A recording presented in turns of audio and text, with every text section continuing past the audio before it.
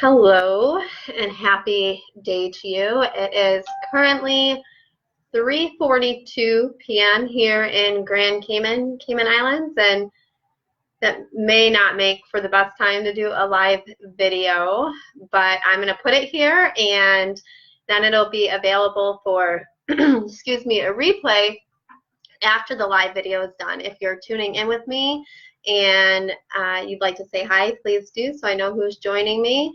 And otherwise, I am going to get started today. Despite having a swollen face still, I had a tooth extracted after I came back from Michigan after testifying in my former Dean William Strampel's criminal trial, where he was convicted of felony misconduct in office as the former MSU College of Osteopathic Medicine medical school dean, and he was also found guilty on 2 misdemeanor charges for how he handled the Larry Nassar case. And for those who are not familiar with who Larry Nassar was, he was a doctor of osteopathic medicine like I am from my alma mater, MSU.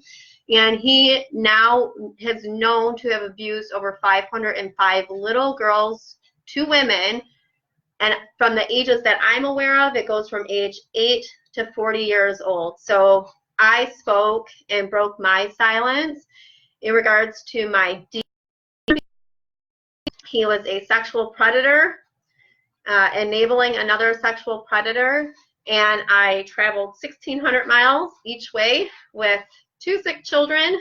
My son actually threw up. He was the sickest I've ever seen him when we were on our way to Michigan and back for that trial. So in order to speak truth and in pursuit of justice and positive cultural change, I traveled 1,600 miles with 2 children and my husband to Michigan and then back to Grand Cayman.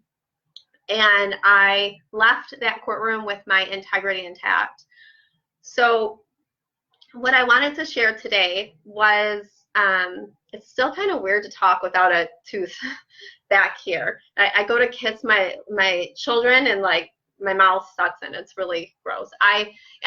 In 2 more months, once it heals, then there's an option for having a dental implant placed, but it'll depend on how much space is in that gap. I also have a connective tissue disorder called Ehlers Danlos.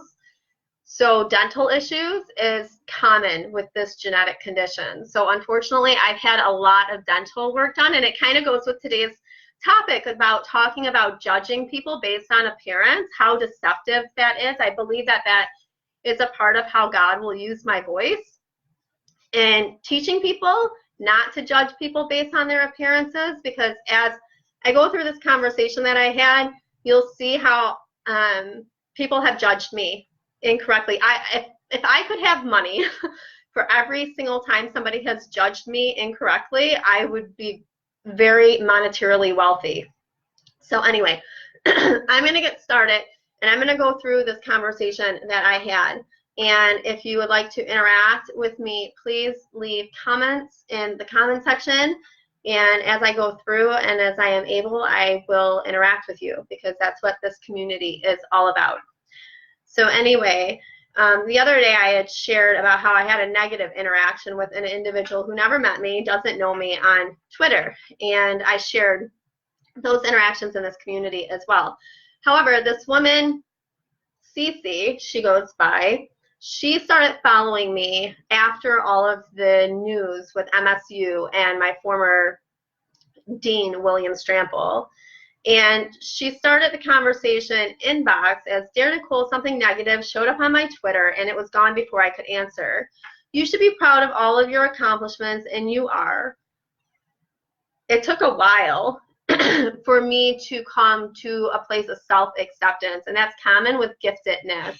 Giftedness is not just intellect, it's also emotional intelligence, sensitivities, being told you talk too much and you're too sensitive, being a multi-potentialite. I'm raising a little boy right now whose giftedness is very apparent, and conscious parenting is so important so that I do the best by him. So with myself, it took me 37 years to understand my own giftedness. And that self-discovery was painful, but it was also freeing. So anyways, it took me quite a journey to become accepting of myself. Anyway, so Cici continues on, and she says, a month ago, I could not have imagined sharing my pain and starting to heal if it were not for you and other brave doctors and young women of MSU, Michigan State University. I thought I was okay, but I was not. That's not uncommon.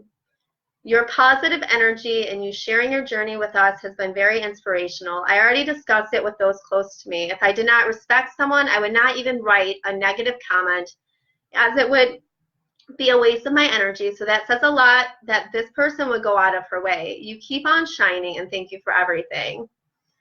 I thanked Cici for her kindness and for her love. I never take for granted people's time and sharing kindness, not flattery, because that's a tactic of narcissists, and it's often used for narcissistic abuse, and I've experienced that personally. But kindness and love, genuine, sincere kindness and love, is something that I genuinely appreciate. So I'd asked Cici if she was available on Facebook to connect with her, but she was not. She continued on, and she said, trust me, I feel your energy, and as well as I thought I was, I have been so much happier, more positive, stronger, more grateful since I read your story. Sometimes you just need someone to remind you that happiness is a choice and within us. Doesn't mean I am not mad and will seek change in the system, but I am happier. I hope that one day you have the opportunity to be a part of a university, because you can teach, influence, and inspire so much more in people than just the passion for medicine. This is overwhelming for me. I responded to Cici on Sunday night. Choosing happiness and healing doesn't mean that we don't fight for positive change and justice. I'm reading on a phone because this is over on Twitter. At first, I felt bad for William Strampel, my former medical school dean, and the choices that he made and the position he placed himself in. I was too empathetic for my own good. I'd love to be able to teach at a university and or do paid speaking so my voice can be used for greater good and impact. I'm just continuing to trust God's plan for my life. I'm grateful for gaining the space with you, Cici. Cici continues on. It will happen for you. It is so obvious you have found your calling. Have you considered or have an opportunity to do seminars at large annual healthcare conferences? There are always very popular speakers that lecture about self-improvement and growth. I share with Cici. I'd love to do that. I suppose it has just been about coming to understand my calling and all of the pieces coming and fitting together to allow that next chapter to open up. I still have an outstanding disability case that is at the level of the U.S. federal court, and hopefully that will come to resolution soon. It has been a year and a half now. Thank you for believing that it will happen for me. It would be seen as an honor and a privilege.